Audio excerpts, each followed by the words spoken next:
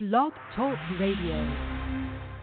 Okay, Sports City. We are back in the building, or better yet, taking things outside, even though I'm in the Northeast, New England, tri-state area region of the United States of America. We are back out at the Cookout. The grill is lit. The call-in number is 929-477-2759. Sports City, I'm going to take some time out while the kitchen gets all ready, or better yet, the grill. I'm all over the place because I'm erratic today just because of a monumental day of January 20th, 2021. We are here together.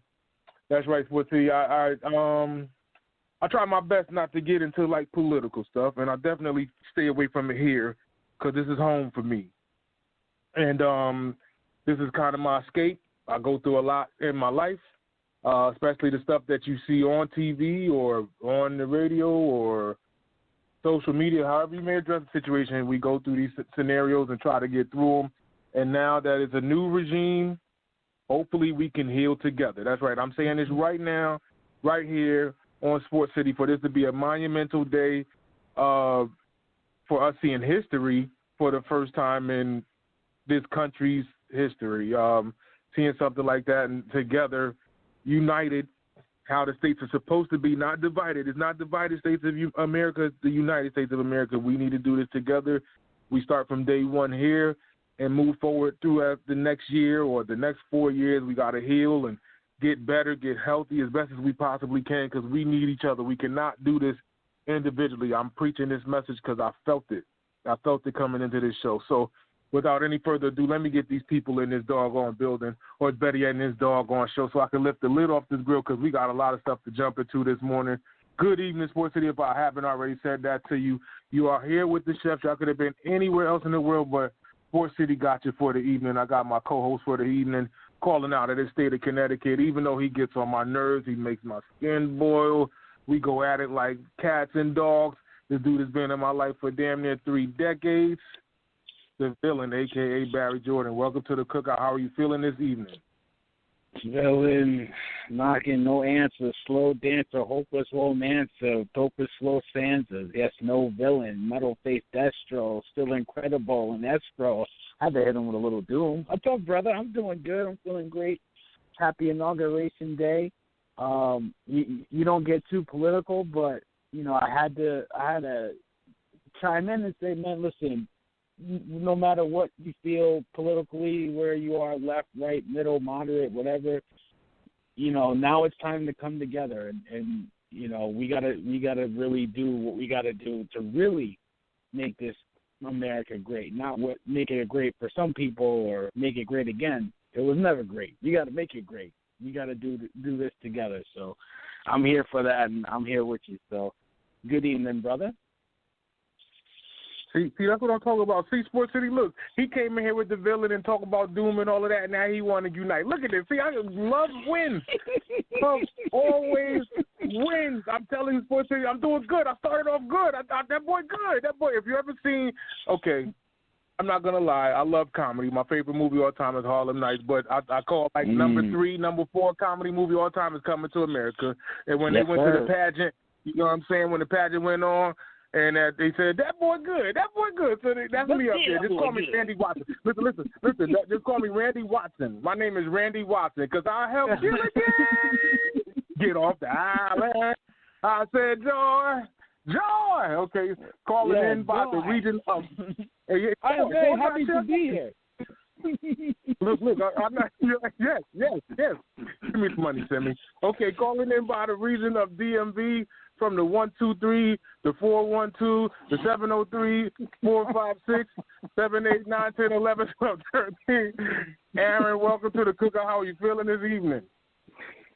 You know, I done took off the blades and loosened up the... Oh, man. Yo, man. Wow. See, Sports City. Now, this is the crazy part, right, Sports City? Because I'm going to let y'all learn on a little Sports City stuff, right? This is like really what I really go through. This is like the nooks and crannies of Sports City, y'all, right? So, like, we talk, you know, because these are my brothers, even though I go at it with these two knuckleheads. Like, these two really give me hell, y'all. They give me hell, but you know what? I take off my blazer and loosen up the tie, and they know what to do when that blue and red on. You know what I'm saying? So all of a sudden we get a message, right? And I'm seeing like an LOL and this, that, and third. I look at the message, and Sirius up here spitting. I'm like, yo, what? And it's him spitting. And now you want to come in Sports City and take my line. He's trying to take my line, y'all. Like this. I don't get it no more, man. Okay, so I'll let you proceed. Since you having fun, I got you over there smiling. I got him over there smiling like his first grade picture day. But it's already cool because me and Jess got a joke on him already. Me and Jess already got something popping up, so that was already cool. So proceed. You may proceed. But anyways, man, it's such a pleasure to be here with you guys on another edition of the Sports City Show, man. For those of you guys who've been under a rock, definitely check out the podcast on, however you get your streaming. The website just launched, man. It's pretty dope. Definitely check that out. We got some content coming out, so I'm definitely proud to be a part and do my thing thizzle over here. But, man, we got a lot to talk about. Basketball landscape is insane right now. We got games on top of games. The Hall of Fame Nets are in trouble right now, battling the Cavs. What's going? We got a lot to talk about, man. Let's get to work. But before I get started, man, again, I'm gonna echo the sentiments that you two gentlemen started the night off with, man. It was an amazing day, and it doesn't really matter what side of the spectrum you fall on. We witnessed history today when Vice President Kamala Harris, was sworn in. Hey, I'll be painfully honest with you, gentlemen. Like I was sitting at work today, and I was watching that, and I was thinking about my nieces, my loved ones who could potentially look up to somebody and chase their dreams. And that's honestly what the USA is about: is following your dreams and making your dreams become a reality. And today's hers became that. So shout out to her and her family. We got a lot of work to do as a country, as a nation. We got a lot of work to do in this kitchen, so let's get to Yeah, it. look, and it's the crazy part, right? Sports City, like we as a country have come a long way, right? And I can't remember the specific year. I want to say like the 1920s, but we're 100 years from maybe 40s, I think, when women were able to vote and stuff like that. So, like, for it to come this far and for us to have a woman in the office with as much power that she may have or what we may have in the future, so on and so forth, I definitely tip my hat to her and what she could probably generate in her future. You know what I'm saying? And the one thing that I have of her past or whatever, I just hope that she can actually not even sweep that under the rug, basically bomb that past and make a better future. Like, I want to believe in the future. And even in front of Donald Trump in 2017 when he was sworn in, I was like, make me a believer. Like change the narrative. And it wasn't, but it's like you got to give people a chance. And I got so many people in my corner like, well, let's wait out the storm and see how it pans out. So both of them, there's pressure on you. I'm not letting up. I try to start things up in the summer when, George Floyd was murdered. That's a murder to me. I don't care what nobody say. That was a murder. And I was like, I'm not gonna sit by the wayside. So right now, like I said before, the United States of America, we need to be united, clear all the air. And a famous movie that I know we all have saw. If you guys have not seen the movie, then I suggest you go to Amazon or Google and buy it. When they said King Kong, the Wicked Witch is there, so everything just lit up and got all happy. That's how I feel, man. I wanted to post a song, but I already know me. So many people follow me. Watch what I'm doing. They'd have started a war. They'd been like, Ty, what's wrong with you? Get out of here with all of that. And I'd have been like, you know what? I don't got the energy for you. I'm not gonna let you mess me up. I'm gonna continue to strive and continue to keep the positive people around me. I have to negate or move the negative people out of my life. That was something I said. I'm going to let you guys in on something. That was my New Year's resolution, to remove negative people. That was my New Year's resolution. To make it easy and make it something that I can stick by. People like, oh, I'm going to go to the gym and work out and they knock this year out. Like, people don't stick to it till like the fourth week of January and then they don't do it no more. I try to be able to give me ones that I can stick by the resolution. So this is the one, to start removing negative people out of my life. So without any further ado, we have one more person in. Oh, for sure. We have one more person at the grill. We have Eric in the building. Eric, welcome to the Cookout. How are you feeling this evening? Good evening, gentlemen. I'm feeling great. Excited to be here in the kitchen with all y'all. So let's get it started, man. Okay, so there's a lot of places to start, and Sirius did start on something, but I'm not going to go right there just a second because I'm going to say this in response to what he said. He said, Brooklyn's in trouble with Cleveland. Mm-hmm. Well, if y'all know me, especially Barry and Sirius, for show, they know where I go every December. I go to it's a little desert, you know. It's in a valley, you know, and a lot of crazy stuff happens there. Like a lot of crazy stuff happens. So this is the only thing I can put it by, because there ain't no way that these dudes are going to be in this type of situation in a one bucket type of game. I don't know if this is going to come down to the wire. I know that Cleveland may play inspired, but if you got Kyrie, Harden, and Durant on the floor, like Cleveland's going to give them trouble.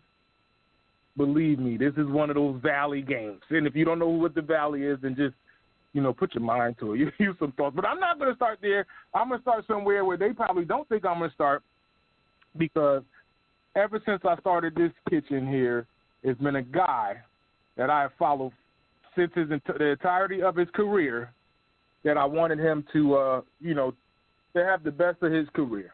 I'm not going to lie. But there's a lot of people that come to this kitchen that don't like him.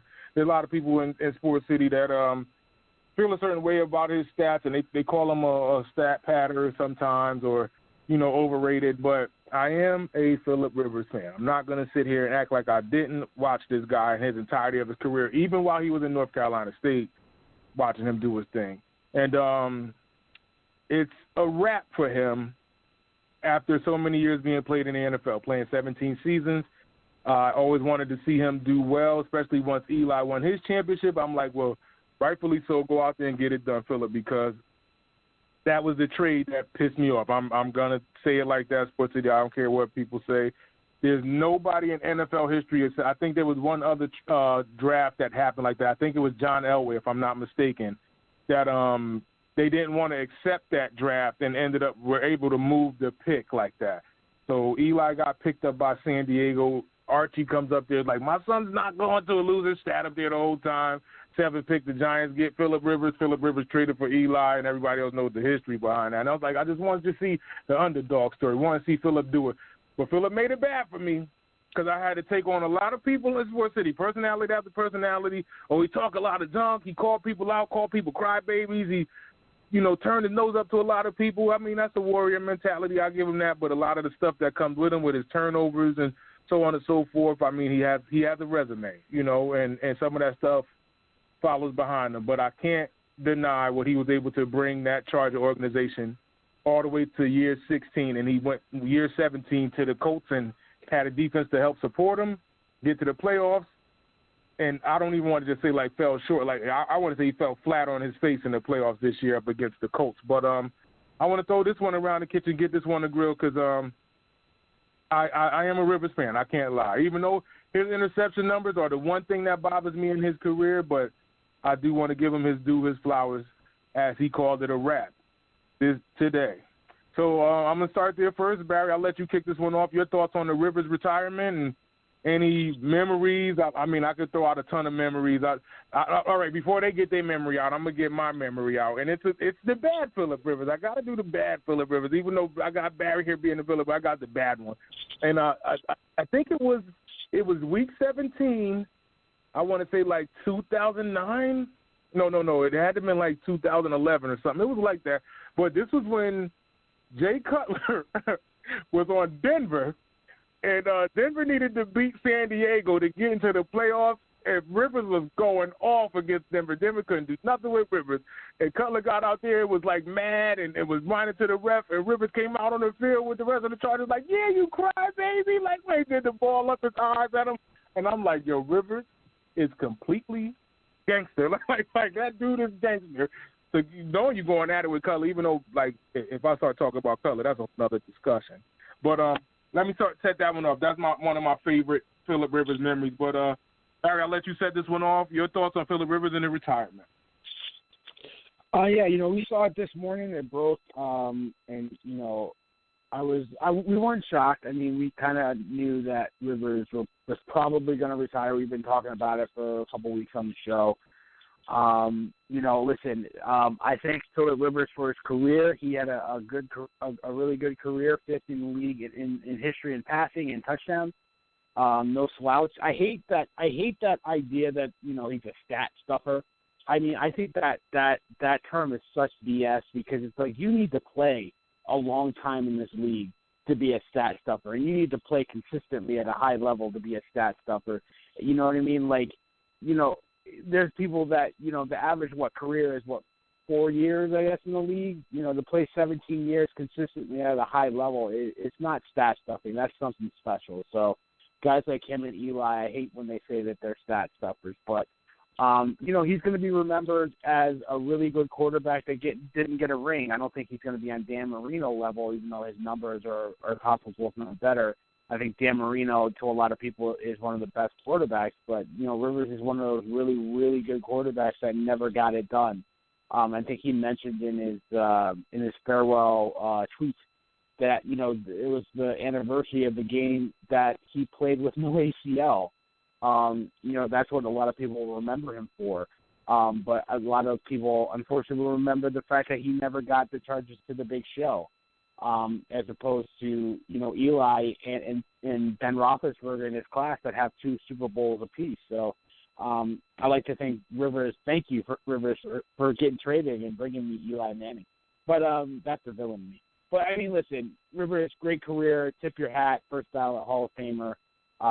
Nothing but flowers for a guy like that on his day of announcing his retirement. Okay, and any memories or no?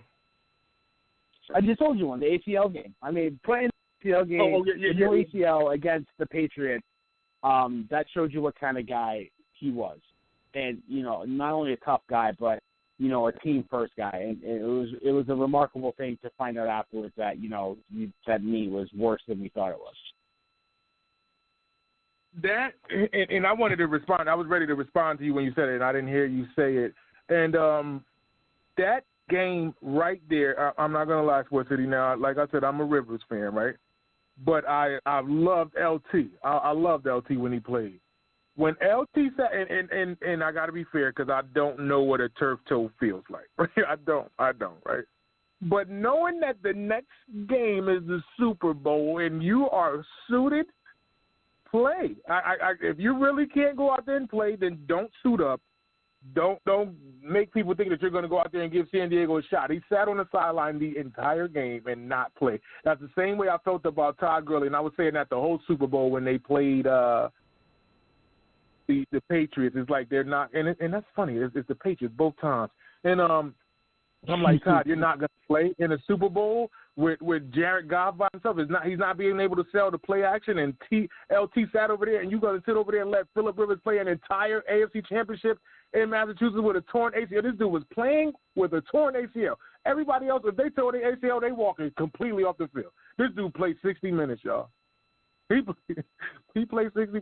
Barry, that's the F. Exactly. Believe me, that had me so furious at LT. Like he lost a lot of credit with me. Forget like, oh, they took it. No. LT, when he went to the Jets and all that, I was like, you're done with me anyway. Like you let your Super Bowl hopes go down the drain and didn't even try to fight back. That's almost like the movie. What is it? Friday After Next, when he said, man, fight back. Stop letting that girl beat up on you. You know what I'm saying? Like, fight back, man. Forget you. It's the edited version, right? But you know what, to be honest, like the fact that they had, you know, and I don't want to take everybody's time, but the fact that they had LT and they had Rivers and just didn't get it done is just terrible. You know, it's you know, it just that they wasted it. Yeah, just be a decoy. To set up the play action for him. Him, and Gates was the problem. Like that was the threat. The three of y'all. Like I don't know, man. Don't get me started talking about that. Let me get serious in here and then get Eric, and then we're gonna get into the show. Serious, your thoughts on Phillip Rivers? And this is one of the guys that I do go at it with because he's not a Phillip Rivers guy. But your thoughts on the retirement of his career? You know, Todd, you hit the nail on the head. I have never been a Phillip Rivers type of guy, but today is not that day to throw dirt on this man. You know, at the end of the day, man, every man knows when Father Time comes and taps him on the shoulder. This was a guy who, in my opinion, gave it all that he had for an organization that really couldn't get over the hump. Everybody and their mom gonna, wax poetic about his stats. You're talking about a guy who closes the chapter on his career, having thrown 421 touchdowns and 209 picks. So, I mean, this guy has done it time and time again, and he always seems to be the king of almost when it comes to his tenure with the Chargers, as well as his tenure, his 1-year tenure here with the Indianapolis Colts. If I'm going to pinpoint a game that sticks out in my mind, and again, we can take up the whole show talking about, that draft class and the quarterbacks that headlined that class. I'm going back to December 2nd of 2018 when the Los Angeles Chargers was in Pittsburgh, and they ended up scoring 18 straight points in the fourth quarter to come back and win that ball game against, the Steelers. There was a look in his eye that you could just tell that he was going to get it done. I can very easily sit here and say it was something that the Steelers did to aid and that comeback, but Phillip Rivers had a knack for finding open targets, and it doesn't matter who it was. Antonio Gates is a good friend of his, and he played the bulk of his career with him in L.A. You mentioned LaDainian Tomlinson, who can go down as one of the greatest backs to ever do it. Keenan Allen needs no introduction and no endorsement from any of us sitting here. But at the end of the day, Phillip Rivers was a competitor, and he really gave it his all. And whether it was the defense who let him down, whether it was bad coaching decisions who let him down, or whether it was Phillip Rivers himself by turning the ball over, he was never a mobile guy. So if you were able to get to his launch spot, he was able to get taken down, and the way he threw the football, defenders knew how to swipe at that ball and get the ball out. So with that being said, salute to Phillip Rivers. I do wish him the best of luck. He's evidently going right into coaching. He wants to coach high school, and I think I saw a tweet or something that said that he and his wife can start a family, which I'm not sure if they were joking or what, but leave that poor woman alone. Leave that woman alone. With that being said, man, best of luck in your future endeavors, and you know what? Even though I didn't like you as a quarterback, I didn't think you was a decent quarterback. You made a lot of people money and put a lot of people wrong, and salute to you, sir. And speaking of what Sirius is talking about, I was going to wait till everybody finished, but he already alluded to it, so I'm going to say it. the vividest memory is he's number 2 on probably father of the NFL, because I can't think of nobody higher than Antonio Cromartie, but you could fit Phillip right in part 2. Like, he's number 2. Cromartie got so many kids he don't even know all their names. He knows nicknames of his children. And I think Phillip Rivers has 9 or 11. I really want to be fair and give him 9, but I think it might be 11. He has a big number of children. That's ridiculous. Okay, Eric, your last on this one. Your thoughts on Phillip Rivers and his retirement, and a memory of him in his career. My memory, just right off the bat, Ty, like you said, the AFC Championship game. Of what could have been. I was so hoping the Chargers were going to beat the Patriots, you know what I mean, and LT not playing and stuff. So that's a memory that's going to stick out now that he's retired of what could have been. He's had a couple other years where they came really close and just came up short. So, here was a guy who gave it his all every game. 63,000 yards passing, 421 touchdowns, 209 interceptions. So, definitely Hall of Fame career. Just couldn't get it done at the end of the day. So he had a good team around him this year in Indianapolis, great defensive team, but fell flat on their face against the Bills. So, good luck to Phillip Rivers. He's got 11 kids, like you said, so now it's time to enjoy some of these kids.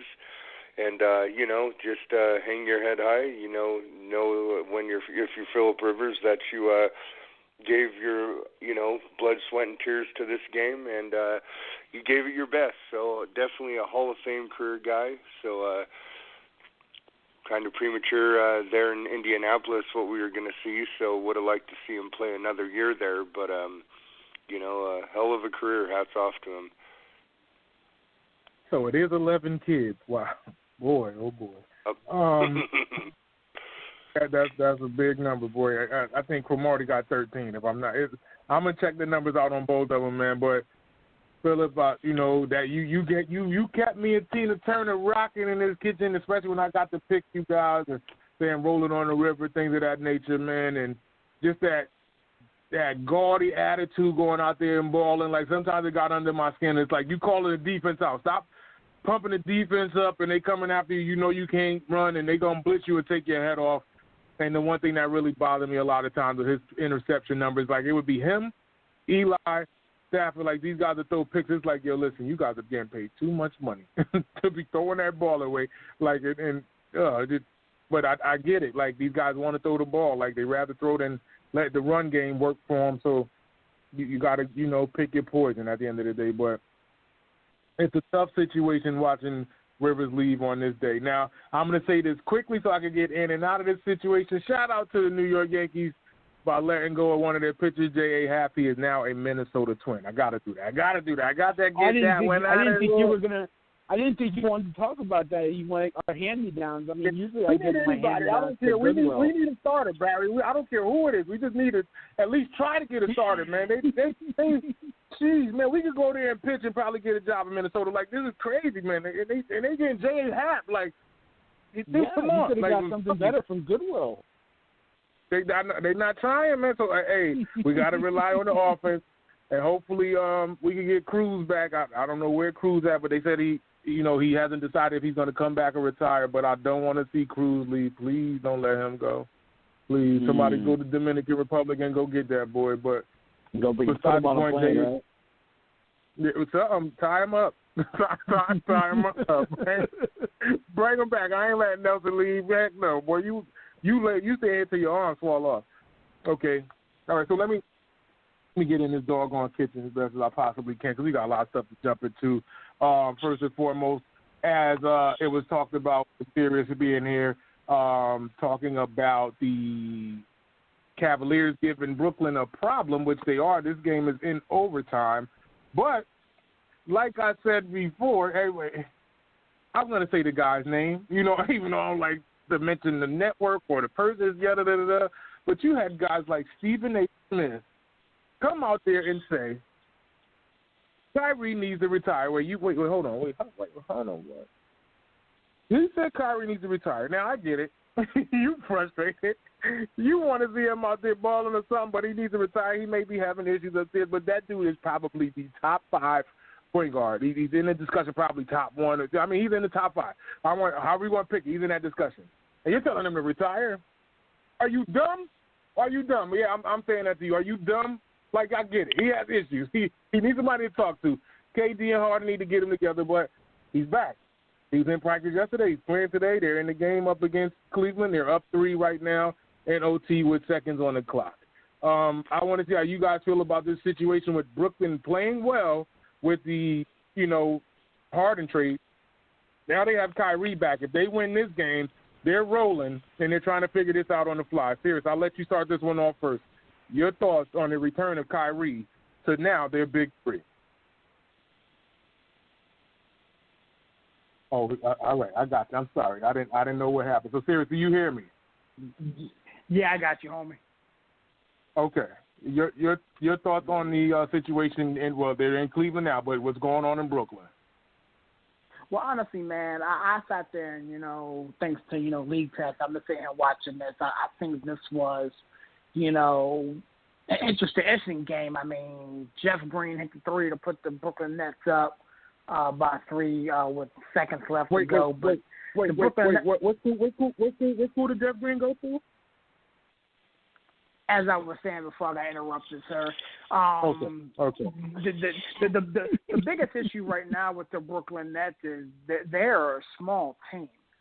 And when you start talking about competing for a championship, you're going to have people like DeAndre Jordan, who really doesn't move that much, and Jeff Green trying to play that Draymond Green, Golden State Warriors style offense. And honestly, at the end of the day, this Brooklyn Nets team is going to struggle defensively and grabbing boards. With that being said, when you got, the caliber of talent that they have, it's going to make it very difficult for teams to help off and double.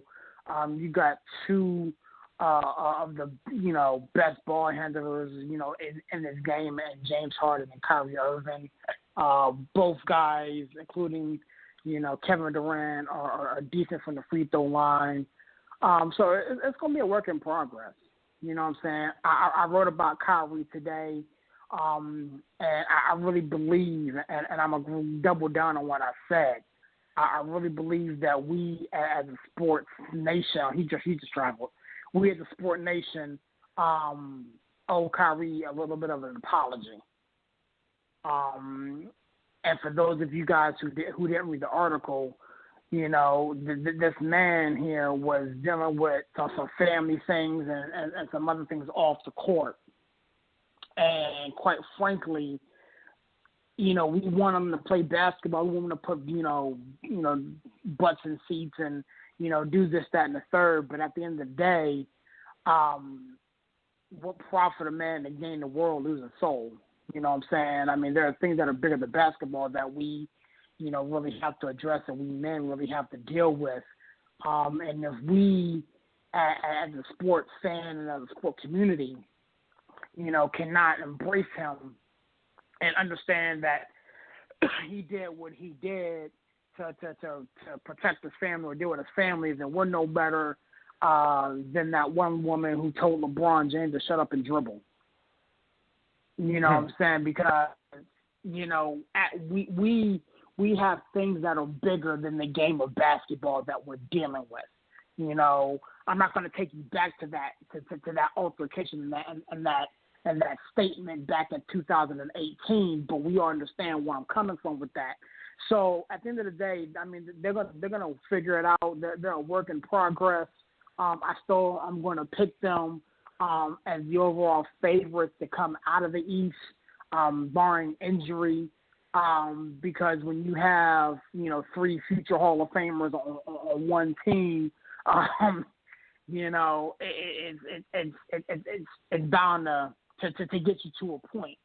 But when you match up against another future Hall of Famer in the Western Conference, who can do it all, be it all, and who's been there several times, that's where the trouble is going to come into play. But with tonight's game, they're in a dogfight. This is the first time that they've all been together, and so they're about to learn each other and figure it out. KD and Harden played together at OKC. Kyrie hasn't played with them. You know what I'm saying? So it's gonna be fun, man. But I'm enjoying what I'm saying. Well, they did play together in the Olympics. And they used to have shooting contests. So and they were shooting, man. It's on YouTube when they used to do these shooting contests. These dudes were hitting threes at so ridiculous of a clip. Kyrie would throw the three up and walk away and look at James, and then the shot would fall. James would throw the shot up and be like, I got mine too, and look at him, and then the shot would fall. They was going back and forth, like shot for shot like that. It was crazy. So knowing that they both had that competitive nature, knowing that Harden is the one that needs the ring to, like, help fill that resume out. But I think they're all on, like, that warrior path to, like, kind of prove that they could do it without the teammates they had, i.e. KD and the Splash Brothers and Kyrie and all of the LeBron talk, so – and Harden watching that situation happen in Houston and, him leaving OKC at 21 years old. Eric, your thoughts on the situation with the big three in Brooklyn? This is coming down to the wire. Brooklyn is up 1. Your thoughts on them trying to make it work? And let me just refresh the situation. Kyrie has 33, so he's cooking. Right? He's cooking. Harden has 19. And KD got 34. So they dumping. Believe me, they combined 60, 70. That's like 86 points. So between the three of them tonight, this is the jail game, 86 points between the three of them. Your thoughts on Kyrie returning to the lineup?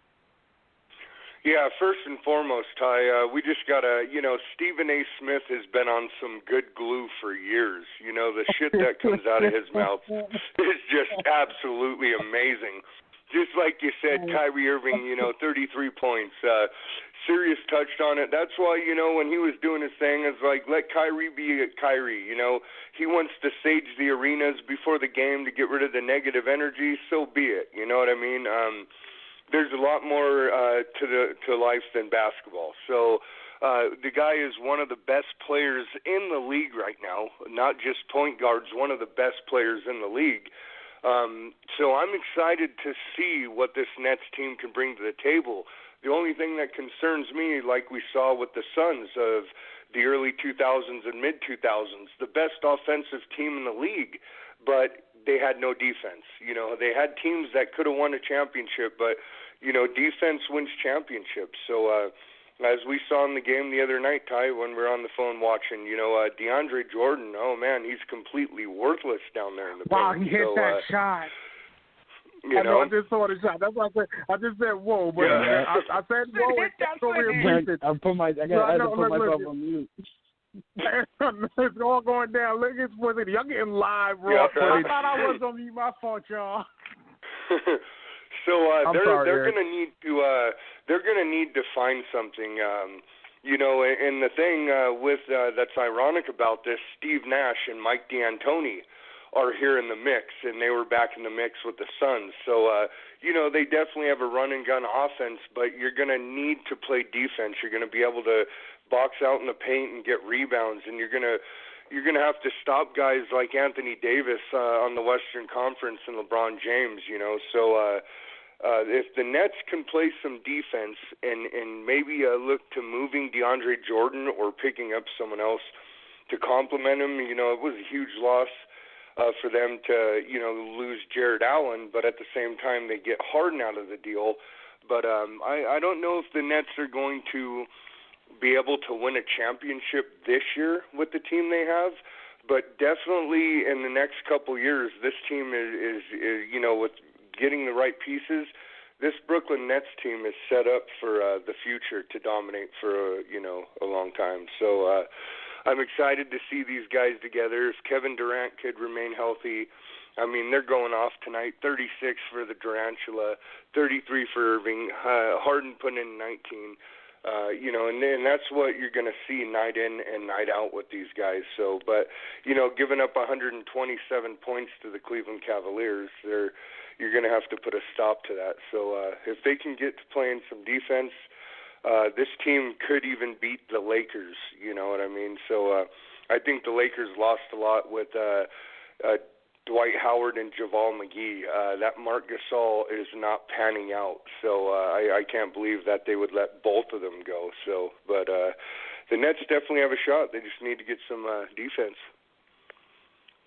Yeah, I agree that the Jared Allen situation, I would have rather kept him and DeAndre kind of interchange each other at the 5 position. And I pretty much think this is why the Cavs may be lingering around, because Jared Allen is on the Cavs.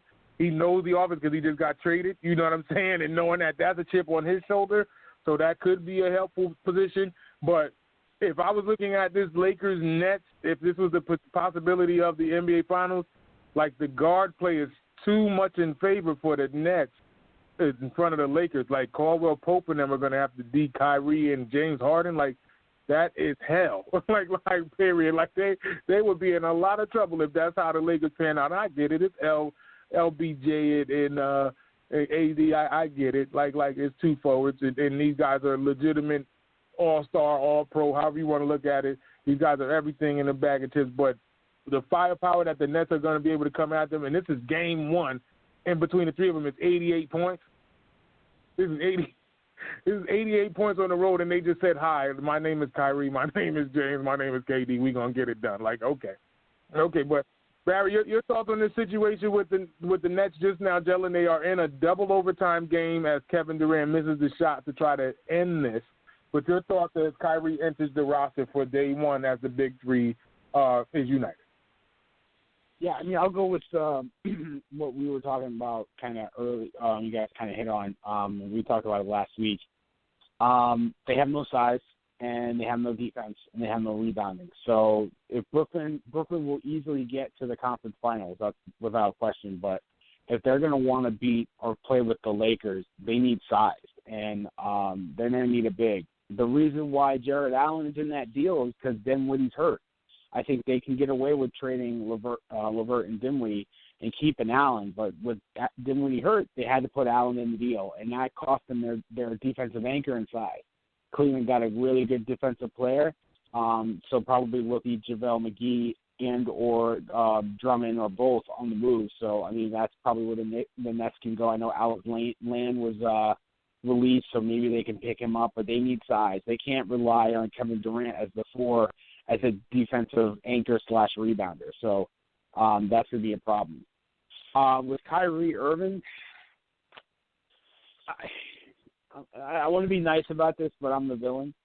I'm going to disagree with you, Sirius. I agree that we owe him an apology. I agree mental health is a real issue. It can't be overlooked. I know people that deal with it, that had to deal with it. In life, especially as an African American, you don't really admit to having mental issues. You just say, Mama said, I got to get my life together. I got to fix it. So that you don't have mental issues, but we do suffer from it. And Kevin Love and Paul George came out recently and expressed battling mental issues. So it's not something to joke around about. It's real. It's something that we all go through. So from that perspective, yeah, we do owe Kyrie an apology, but you're leaving it up to us to jump to those conclusions because a day before the sedition and insurrection, anybody on the team or the organization, what happened? And before that, you're calling us peons, and you're saying that it's beneath you to talk to us. So what do you think we're going to say? What do you think the conclusion is we're going to turn to?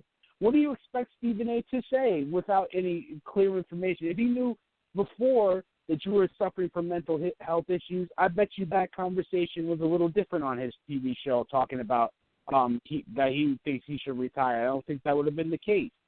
But you didn't give anybody any kind of clarity. You didn't even give your teammates any kind of clarity. So that's my problem with Kyrie Irving. Kyrie's going to be Kyrie and do what he wants to do. But, I mean, yeah, okay, we all need a break. We get 15 days of vacation time at least on a good job. We need a break. We all do. So you needing a week break is understandable. But say that. I don't just leave and don't tell my boss where I'm going. So what makes you so special that you can't do that? That's my only problem with Kyrie. Is he a great ball player? Yes. But just tell us what's going on, man. And it's hard for me to really co-sign the mental health thing when we got you on camera at a birthday party with no mask. You can't have it both ways, man. And that's the only thing that kind of bothers me about the situation is like, and then you watch his press conference, is nonchalant. I'm just happy to be back. When they ask you the question point blank, I'm just focused on moving forward and happy to be back. I mean, come on, man. Like, that's the kind of stuff that just drives me crazy about him. And it's just at this point, you know what? Do what you want to do. You want to show up and play? Play. You don't want to show up and play? Who cares? They look good without you. They'll probably be better with you. Who cares? Like, at this point, you know what I mean? But I hope you get your life together. I hope the mental issues that you are suffering, you do battle through it because it's not a joke. But I can't be invested in this guy anymore. I really can't. Well, you care. I mean, honestly, you 50-50. You on the fence. You care. Don't act like you don't care. Like you worried. Like come on. Now, am I worried because he has mental issues, TP? Yes. But then again, it's like, I'm serious. Like, dude, just open your freaking mouth and tell your boss where you're going. What's wrong? Maybe they can help you. What's so wrong with that? Stop treating us like we're peons and that it's beneath you to tell us what's going on with you. It's beneath you to tell the media what's going on. If you don't want us to know, fine, but at least tell your boss. Come on. So here's my take on this whole song and dance. And again, I honestly, I actually agree with you on that one point and that one point alone.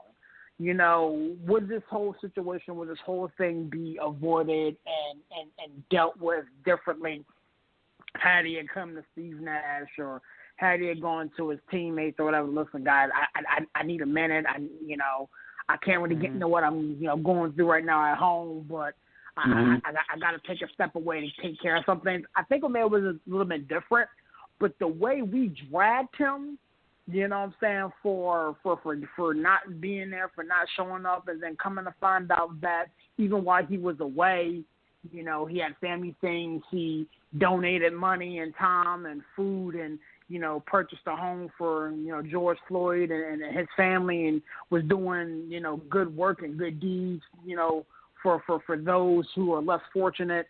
At the end of the day, and again, I said this in my article, we have to give an account for what we do with this thing we call life. You know what I'm saying? And basketball is not going to be, what we give account for. What we do on our jobs, not going to be what we give an account for. We're going to have to give an account for how we impact others and how we made the world a better place with a lot of time that we're given. And if we, can't look past that and be like, you know what? Good God, Sexton is cooking. Good God, he's cooking. But if we can't look past that and understand that, at the end of the day, this is what he did, and this is what he's doing, then again, I have to give him a little bit more grace, and I have to give him a little bit more strength than, I really want to, because at the end of the day, he's dealing with something that we're not privy to. Like, we all joke about it, in our private threads, and, we joked about it here on the network. This guy's a few M&Ms short of a full boxing, and how, his 1-on-1 don't equal 2, and, and et cetera. But that's real talk. That's real talk, and it's being made manifest, and it's being shown right there in front of us. So, again, there's some things in life that are bigger than basketball, and right now, Colin Sexton is killing them by himself. Yep. Can't stop him. And who's busting up? Kyrie. And serious. Listen, course, I agree with you, Kyrie. Like, there are things bigger than basketball, but Stephen A. also has a point. Like, as a fan, to be brutally honest, like, fans don't care. They just want to see you win and play ball. You know what I mean? So, I mean, it's just, you know what? I get it. There are bigger things involved, and we should take that into account and his mental health into account. But you get paid to ball. That's your profession. That's what you chose to do. If that's not important to you at the time, then okay. But then say that, okay? You know what I mean? Like, you were going to leave it up to the media to come to their own conclusions because you didn't want to talk to them all year. They were beneath you. So, I mean, like, you can't have it both ways. You can't, you can't have your cake and eat it too. I'm telling you, it's just impossible. And listen, Kyrie is not a bad guy. Kyrie is a good person, and his heart is always in the right place. I mean, I don't think anybody can question that on the show. It's just, dude, go about it better. Go about it like a man. That's all. Yeah, I just wanted to chime in real quick, and the Cavs ended up taking care of business, 145 to 135. So that's the concern with the Nets here, folks, is their defense, giving up 145 points to the Cleveland Cavaliers and losing in double overtime. Yeah, they got some work to do. Again, like I said, this is the first game with them back together. Well, I said them back. This is the first game with all three of them together, and with the three of them together, they put up 90-something points together. Yeah, that's all fine, Ty. That's all fine, but if you're not winning the game, what does that do? They gave up 146 points. Yeah. That is unacceptable. Oh, I get it, but there's a lot of teams that go through their issues. The Milwaukee Bucks are getting walked on. At the beginning of the season, everybody talking about Luka's the favorite to get the MVP. If you look at where Dallas is in the Western Conference, they are getting smacked around. The Lakers look terrible, being up 17 in front of Golden State, and Steph Curry went on fire, and LeBron didn't want to shoot the ball anymore. Everybody has their issues, and there's no gelling issues going on in LA. Hold on. I'll let you speak. Please let me finish. This happens to every other team in the NBA. Don't let round one, and they caught an uppercut from a Colin Sexton. Who would have thought Colin Sexton put up 42 points? Who? This can happen. Look, I know. He's the future star in this league. Colin Sexton's going to be a good player, no doubt about it, but 42 points, that's overachieving. But the fact of the matter is nobody's arguing what you're arguing. I'm just saying they're going to need to play defense, and they're going to have to find ways other than just them three, because they can put up 90 points all day, but you got to have a team effort. Okay, I do have a 917 number calling in. Welcome to the Cookout. What's on your mind tonight? What's up? This is David from Stanford. I want to talk about Kyrie because the villain, you letting me down right now. Okay, Dave. So basically, I know everyone wants to say like, mental issues. Mental issues are a big deal, but there's people that have mental issues that aren't attention whores. That aren't people that have to go out and have to be acting childish with their chins on the table in press conferences when they finally do speak. Like kind of like basically I think the villain was being too nice. Like it's like, come on, man. Like this guy. I mean, first of all, I love that they lost. I'm a Knicks fan. I love that they lost. I mean, everyone's talking about these three. And they come on and they can't even win the first game together against the Cavs. Oh, I love it, right? But I mean, it's like whatever. Like first of all, it's like you said, if it was a mental health issue, it's such a big deal. You wait all these days to talk about it. We know. I think it's beautiful that he bought George Floyd's family a home, but you know it's probably his personal assistant that did all the friggin' work, and he probably didn't do much except put up the money. I mean, come on, he was out partying. Like, and then he just acts like a child. So what's going to happen with this team is just what happens with a lot of his teams, it seems, with his last two teams, and he's just going to really crumble it because he's a team cancer. And that's my take on it. I know you guys I just think all you guys are being too nice about it. Okay, so if he were to get – wait, hold on, because he think he's slick and try to slide the Dave in here and get in here like that, right? But if he were to get traded to the Knicks, would you get mad if he went to the Knicks? Right. No, cricket soup is good for the soul. Cricket soup is good for the soul. No, he love that. Wait, hold on, Dave. I know you hear me. No, I if he were to okay, yeah, because you're cheesing too hard. If he were to get traded to the Knicks, would you get mad? Oh, are you kidding? I would have been so mad. I said when all that nonsense was going by, I was like, please keep that team cancer away from my Knicks. And I'm so happy he's not on my team. Get out of here. Stop this. The Knicks have been terrible since 1971. TP, I got to agree. Listen, nobody really wanted Kyrie. You wanted KD, and if you needed to take Irving to get KD, that's basically the stipulation. So the Knicks I don't know if anybody really wanted him after that Brooklyn fiasco. When it was happening, I wasn't really sure I wanted it either because as much as KD looks great right now, when it happened, it was like, oh, he's got this injury that we don't know anyone can ever really come back to 100% from. He did it as good as anyone so far, yes. But we didn't know that then. And I didn't want the Kyrie cancer. So, to be honest with you, I didn't want either of them at that point. Oh, come on. Wait. They wanted Kyrie first. KD turned it down. KD said nobody wants to go to the Knicks. Nobody wants to go there. That's what they said. No, and that's true. Nobody did. But I didn't want really KD after Achilles injury. You guys are picking on them, and no star wants to go play in the Mecca. Michael Jordan claimed that's the Mecca. Nobody wants to play there. Think about that. Look at what's been going on there. How could you say that nobody wanted to go there? And listen, I didn't really want KD. I didn't really want KD after an Achilles injury. We didn't know how he's going to come back. If we knew what he was going to look like now, hell yeah, I'd sign up for it. But then we didn't know.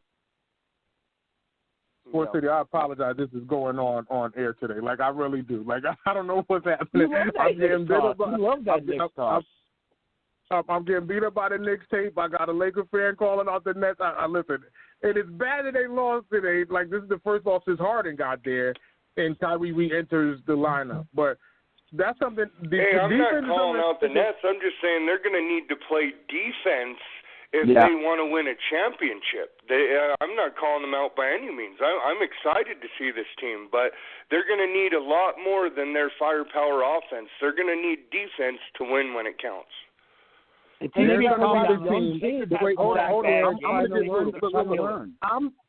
I'm going to get brutal right here, right now. They are going to be the next team in New York City to bring a championship to the city. I hope you know that. And that's including the Yankees. No the fooling. Mets. That's including the Rangers. Declaration. Am I lying? Wait, am I lying? I mean, if anybody's the heir apparent to a title first, it would be Brooklyn, then the Yankees. I think the Yankees are a pitch or two away. So you guys can't pick on that stuff, even being pinstripe guys. You know that they're about to bring something. No one's contesting that statement. But if they don't get defense, they're not going to win a title. They're going to need much more than the team they have now. They need more pieces to win. But, Eric, do you think they can figure out the defensive end without making a trade? Don't you think a couple of games together they can kind of communicate, learn more on the back end, and figure it out? Or do you really think they need to make a trade? Well, the only thing that concerns me is we know the history of Steve Nash and D'Antoni. There's no defense played, so D'Antoni's not a defensive-minded coach. So, you know what I mean? I'm pessimistic when it comes to them doing it on their own.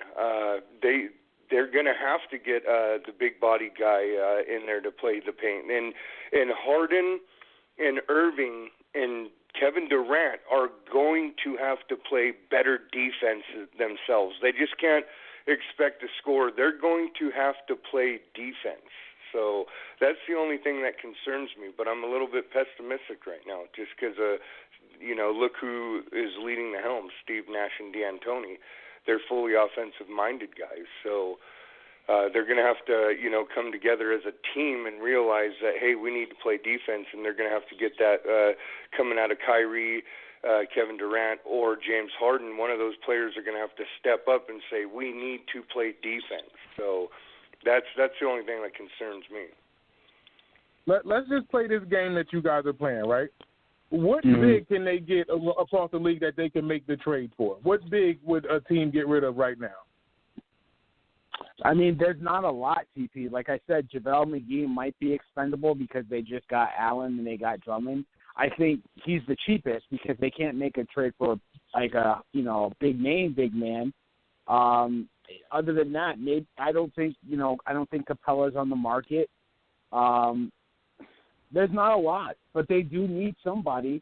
They have to get a big. They have to. I just don't. They honestly.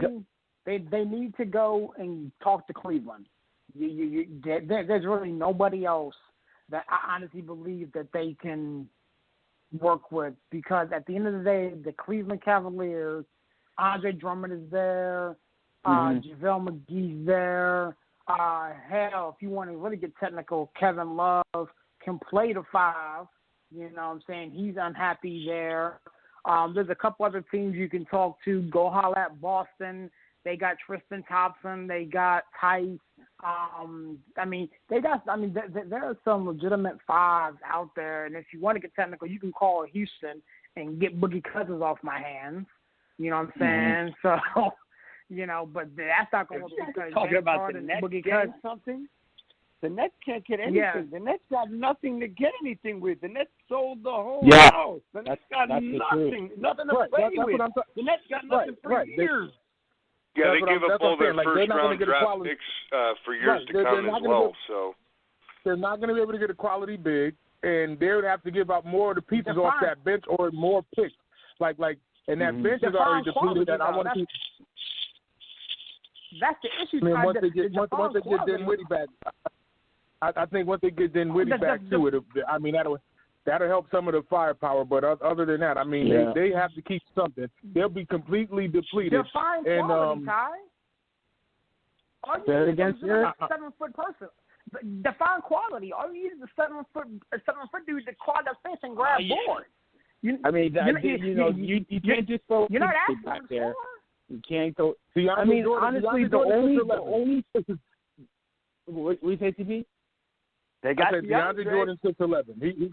He should be able to do that. He's not the same DeAndre Jordan. He's not, and honestly, and I don't know if DH and TV you guys agree. Honestly, the only way they can add a big is if a team does a stretch provision release on a player, or does a trade and with another team and releases a big, and then they can sign them for the minimum. Because Eric's right, they have no assets. DH is right, they have no assets.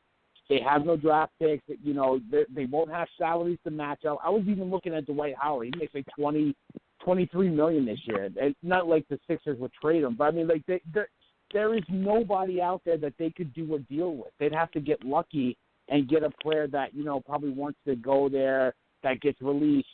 You know what I mean? Like the other team eats salary or something like that. Like the Knicks would absorb salary to get into that. The salary cap and then just let them go. Why would the Knicks do that to help the Nets? So it's like there's no option. I think that's true, though.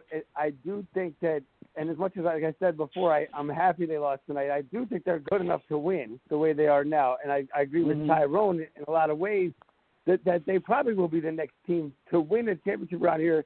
And they just annoy the shit out of me. I hate this team because of just who's involved in this. I mean, the way Harden went out in Houston is just despicable. And then you got Kyrie, the attention whore, and it's just ugh.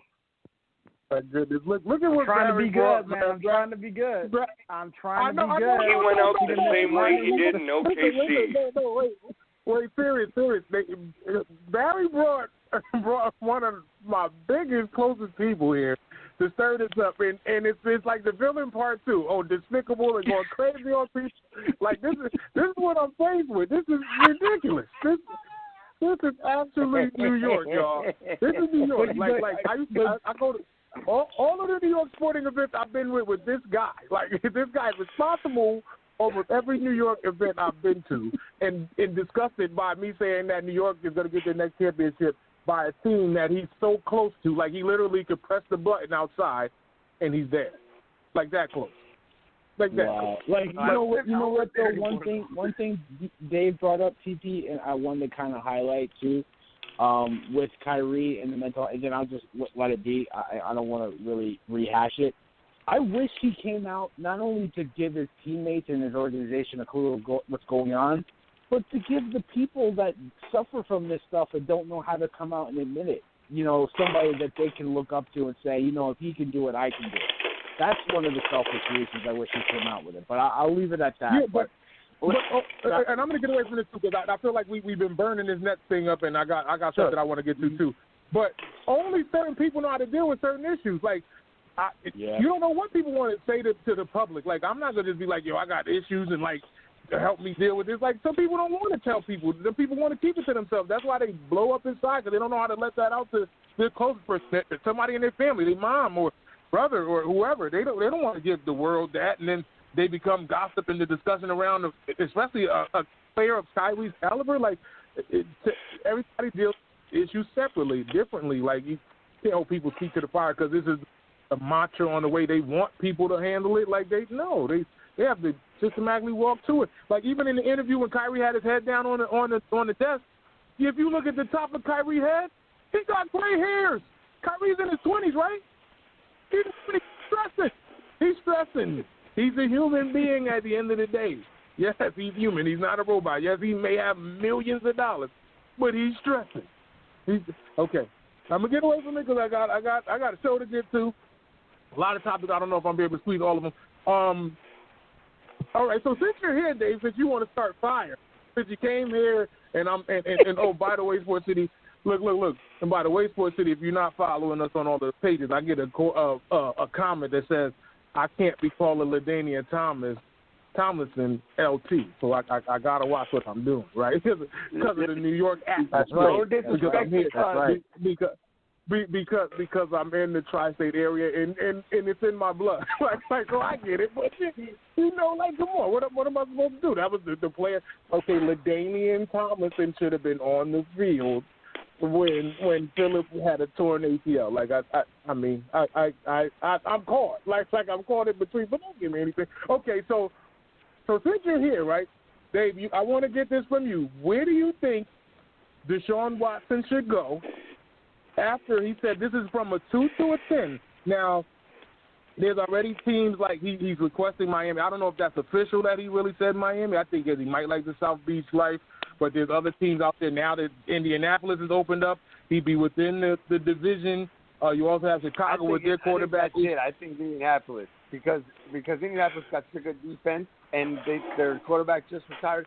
But that being said, that's crazy if Houston lets that dude go. He's so good, and you're just gonna get rid of your best asset minus your old defensive MVP because you had this terrible hangover season after you had a Super Bowl contending season.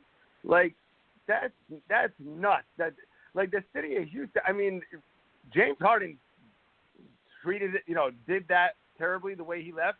But the city of Houston is terrible the way they treat their star athletes, clearly, because of the way people are just coming in there. They're the top tier, and they're just like, I want out. But here goes icing on the cake. Like, Deshaun may leave, which he said he went from a 2 to a 10. J.J. Watt's not happy either. They are saying that he may leave and end up in Sirius's hometown of Pittsburgh, so all three of the Watt brothers could play together.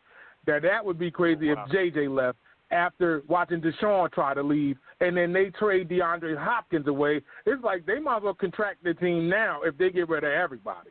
Like that's the one thing that I'm looking at, and I wonder. And they said it's not too far from the truth to have the Watt brothers play together. I wonder if Pittsburgh would put that together to try and get all of them to play together, and that would probably be a Watt family dream to see all of them on one team like that, similar to what LeVar Ball would love to see with his sons playing together. But I highly doubt that Charlotte will let LaMelo go at this point.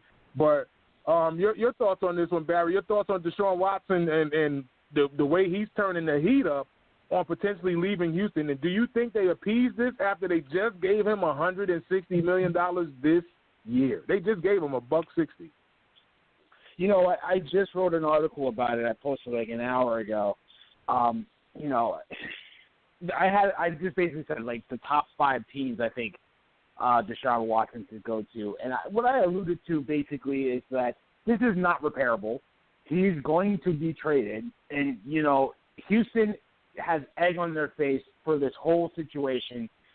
It's like ever since, Bob McNair came out and said the inmates running the asylum, this organization has gone into the toilet. I don't care that you had to give Deshaun Watson an extension because he's one of the top quarterbacks in this league. Okay, you don't get brownie points for giving him $160 million. Like that's it's like Wentz got $100 million. So what? You gave Watson $160 after the fact. So what? You know what I mean? You had to pay this guy.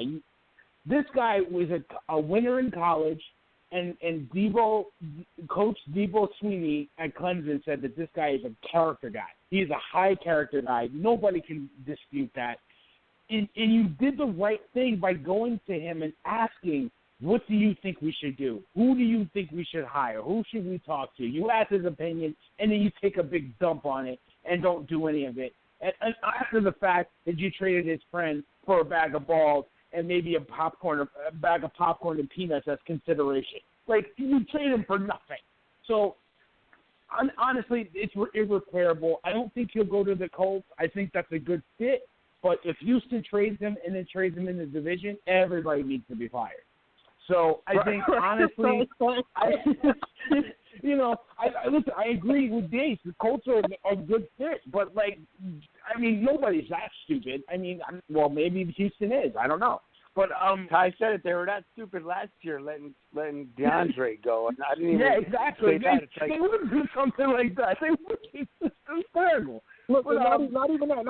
Listen, not even that. Look, they got rid of DeAndre because their GM head coach Bill O'Brien said so, and then midway through the season they say, you know what, you're out of here too. We're firing you. Like so exactly. Oh my God, it's just stupid on stupid. But honestly, I think I really feel the best fit for him. I put the number one pick as the Jets. And why I said that is because I think the Jets have the draft capital. Even though the Dolphins have, a couple first-rounders and a couple second-rounders, I think the Jets can easily say, I will give you the number 2 pick, I'll give you the number 25 pick, and then the Jets have about $71 million in cap space to put the right players around Deshaun Watson because there's no weapons in New York. The only weapon on the New York Jets is a pen that wrote the, Adam Gase terminated contract. That's the only weapon in New York Jets organization right now. So they need to get everybody or anybody they can possibly get. Allen Robinson's a free agent. They need everything. But $71 million in cap space, 2 number 1 picks, and you trade a third rounder, you trade futures. You do whatever you have to do as you're the Jets to get this guy in the building, a guy that you passed on in the draft. You can make it right by bringing him into New York. Now, do I want that to happen? No, but I think that's the best fit. That in Washington. In the words of Gary Oldman in the movie The Professional, bring everyone. Everyone? Serious, your thoughts on the Deshaun Watson situation. I mean, your city of Houston is burning. Even though not in football, you're not a Houston fan, but if they were to get rid of Deshaun and J.J. went to his brother's team and where you're from, I mean, does Houston stick around? Like, do they get rid of him? Do they make – I don't know what to make of Houston at this point right now while everybody's extremely mad at what's going on. So here's the thing. Like, I'm going to agree with what my man Barry just said. This relationship here is really toxic and irreparable. And I don't think that Deshaun Watson takes another snap in Houston. With that being said, I'm looking at my man Barry's article here, so nicely pinned on sportseaterchefs.com. Go check that out. But he did say the Jets is number 1, Washington. That number 5 spot right there, he mentioned the Chicago Bears, and that to me. If he doesn't go to the Miami Dolphins, is the next possible landing spot where I think he would end up going for a couple of reasons. First and foremost, they need a quarterback, not now, but right now. And you're in a division where Aaron Rodgers is the MVP of the league. They're running rampant all over the place, and they need literally a shot in the arm. And I believe that Deshaun Watson provides just that very thing. It also gives you the ability to potentially keep Allen Robinson there, who is also a free agent who is going to be on the move, in my opinion, unless something happens. Again, Barry alluded to that in his article, so shout out to him. I don't think Indianapolis is going to work because, once again, that's the end division, and I honestly believe that's where Carson Wentz is going to end up. The Miami Dolphins are, again, a possible landing spot, being as though, that's the name that's been linked to the most. And we'll see what happens there. What's going on with Tua and whatever the case may be. Maybe Tua ends up going to the Jets or somewhere else. Who knows? But arguably, I think he's going to end up in Chicago. I think Chicago is the landing spot. I would say Pittsburgh, but Ben is coming back for his final year, and we're not going to trade for Deshaun Watson to have him sit on the bench. That's just not going to happen. So I'm going to go ahead and take my squad out of the equation for Deshaun Watson. Now, if you want to talk about J.J. Watt, yeah, that's a possibility, depending upon what we do with Bud Dupree and, some other linebacker situation, but I'm not going to bore you guys with, with still a talk at this point. But J.J. Watt is probably more than likely going to end up in Pittsburgh. Yeah. Steelers talk is boring. Yes, we won't talk about the Steelers. They're boring. Okay, so I'm going to say I'm going to get to a playoff game. I'll let you finish. I'll let you finish. How you going to go in a jab like that and then cut him off? I'll let you finish. You don't know what I deal with y'all too. Wait, hold on. Y'all don't know what I deal with y'all too. He wants to call himself a savior. Excuse me. I'm trying to talk. I'm trying to talk. I'll let you talk. I'll let you get everything off your chest. Pineapple. You finish. There you go doing the villain stuff. See, and you over there smiling too. Cheeks all rosy. Listen, stop it. I saved the best for last because everybody missed this situation. So, Eric, your thoughts on the Deshaun situation, because San Francisco could be a destination with the Garoppolo issue. So, Garoppolo just signed a big deal. Deshaun just signed a big deal. Can they change this and make this happen? Would you like Deshaun out there in the Bay, or would you rather stick with Jimmy G? Absolutely, Ty. Big time. Looking with the offensive mind of Kyle Shanahan, bringing in a guy like Deshaun Watson with the great young core they got, Deebo Samuel, Brandon Ayuk, George Kittle, Raheem Mostert. This team could be very, very dangerous bringing in Deshaun Watson. Jimmy Garoppolo, they can outright trade him to Houston. Just swap for swap, maybe throwing a few draft picks over there for Houston. But this is a very interesting situation that I'm keeping a close eye on because I think for a win-now type situation and overall best for, it's a perfect marriage. Deshaun Watson would have fun there. He's already voiced his opinion on social media, flirting with the 49ers. So, he was even sporting a Joe Montana jersey. So I think the Niners need to go all in on this. They're the best possible fit for them. And just another thing, Houston is on some serious glue over there, folks, because they were on the verge of. They're a top contender in the AFC, and you get rid of one of the best wide receivers in the league, and you trade him away on the verge of being in an AFC championship game. So, of course your quarterback's going to be unhappy. You got to we're in this league or in any professional sports, the goal is to win. You want to build a team. You want to put a quality product out there. So, that was a head-scratcher. Immediately rocked the sports world. Like, what did they just do? They just traded DeAndre Hopkins? Like, okay. So, it's not surprising what's happening there in Houston, but it's game over. They're going to have to hit the reset button. They're imploding. They're going to have to start in the top and the bottom, folks. New president of football operations, because how could they let this happen? This team was on the verge of doing big things. And Deshaun Watson, just like we all said, this guy is a proven winner, one of the top quarterbacks in all of football, great football IQ. He can throw the ball, run the ball. A great decision maker, and for them to allow this to happen, they got into the glue jar. Oh my goodness. Him and his glue reference, man, kills me every time. I love it, man. I love it, man. Because you know exactly what it means. It's the truth. Right. Look, it's like this. It's the way that I look at the Houston Texans situation. It's like, listen, they disarming him with every gun, and it's like he going into a gunfight with like no weapon. Forget a knife. It's like, what are we supposed to do? We going up against Derrick Henry. He's a monster. It's like we go to war with him. Then we got the Colts, and they got a defense from hell.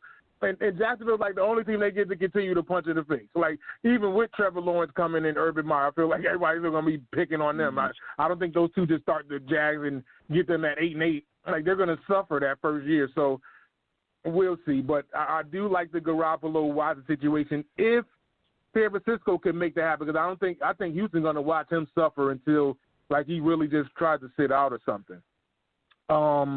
Quickly, I'm going to do this college-wise. First and foremost, Kentucky lost again at the buzzer. So, Calipari, good for you. Good for you. I'm glad this is happening. And another quick college reference. We just were up here last week, and we were talking about Michigan re-signing Harbaugh, right?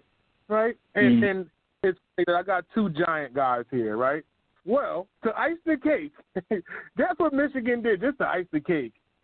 They signed the defensive back coach from the Dallas Cowboys. Like, they already don't have issues. And the Cowboys secondary is probably one of the worst in the league. And you went after him? You went after him after being under Mike Nolan. Like, I listen, if you're going to watch Harbaugh stink up the joint again and then go after a defensive back coach that was getting burnt all season, Michigan, I don't know if you're trying to win, but I don't know if I come out AD, or I don't know if Harbaugh signed off on that, or if it was just a Big Ten just saying we just need another sorry coach to come here. Then I get it. That, like, I'm baffled. Okay. Is the Ohio State guy making the decisions at Michigan? Is that what's happening? Something has to be going on. Like, this is the thing with, they be doing a lot. But I mean, you would think they and Franklin, combined to pick the Michigan, coaching staff and decisions, because this is perfect for me as a Penn State fan. I'm loving all of this.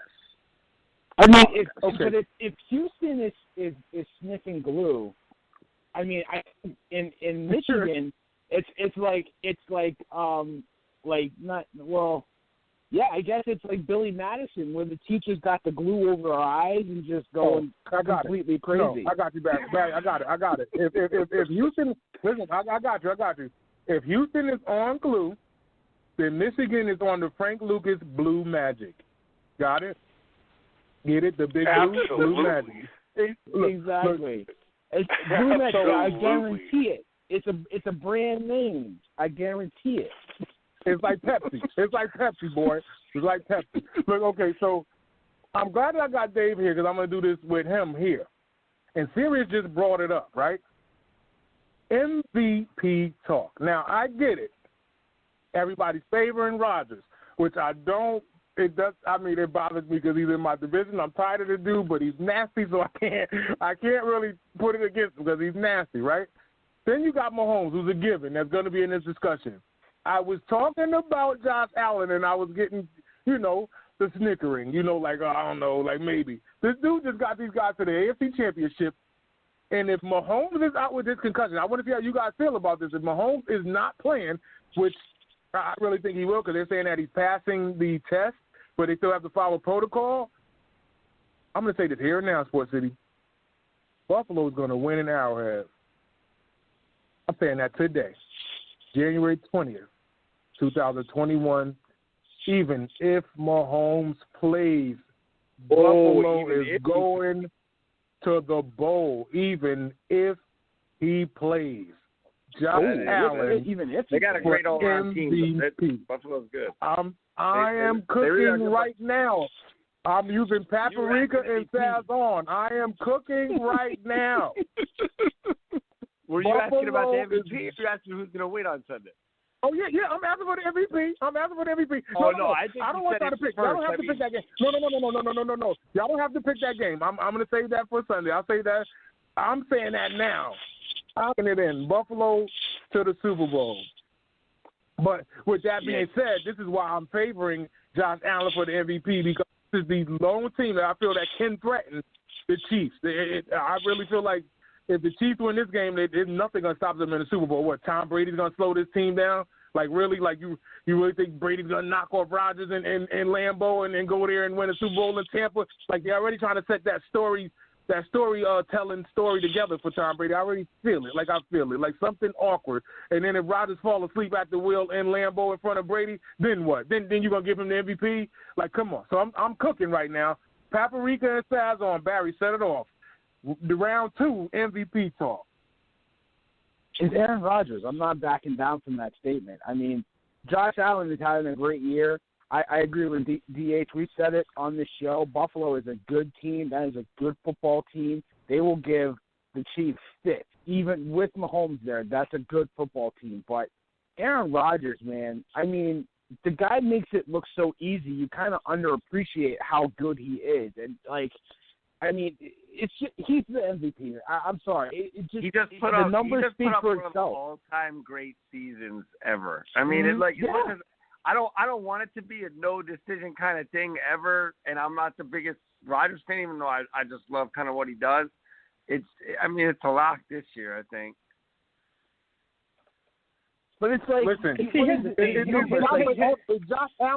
is Josh Allen not making this look easy?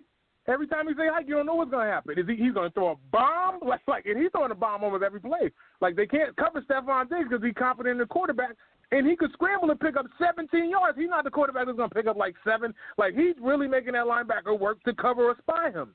Like, that is a problem. So here's the deal, Ty. We went over this Sunday, and for people who did not listen to Sunday, so I'm going to repeat myself. This is not a knock on Josh Allen and what he's been able to accomplish this year. The cataclysmic leap that he's made from year 1 to year 2, now sitting in year 3, needs to be recognized and is commendable. However, he is running into a year where what Aaron Rodgers is doing is ridiculous. How many times did NBA players not get a championship who are Hall of Famers, who are on their way to the Hall, that ran into the likes of Michael Jordan, that ran into the likes of a Tom Brady, who ran into the likes of a LeBron James. These are people whose stats and whose numbers are off the freaking charts. They just ran into a superior athlete who's playing outside of their flipping mind. You know what I'm saying? Your argument and your point is very, very valid. But to this particular year, you cannot not give this award to the man who literally is everything. And when I mean everything, I mean everything. Like, what Aaron Rodgers done this year is ridiculous. And I said this on Sunday.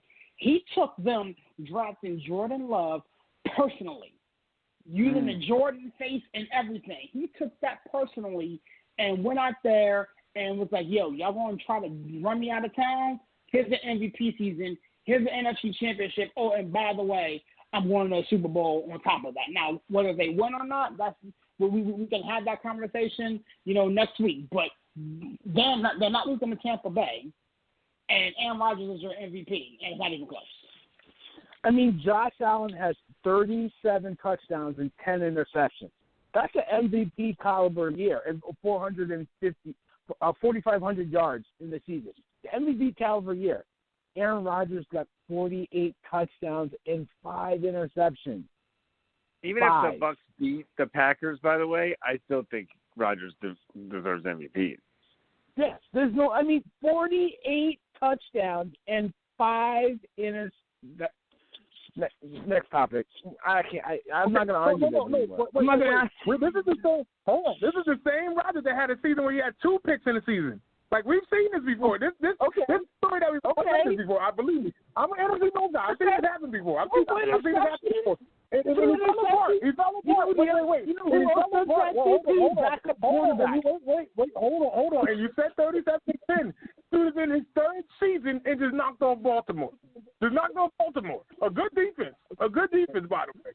Like no, Rodgers, no doubt, is in the discussion. Don't sit there and call them a good defense, because let's keep it 100.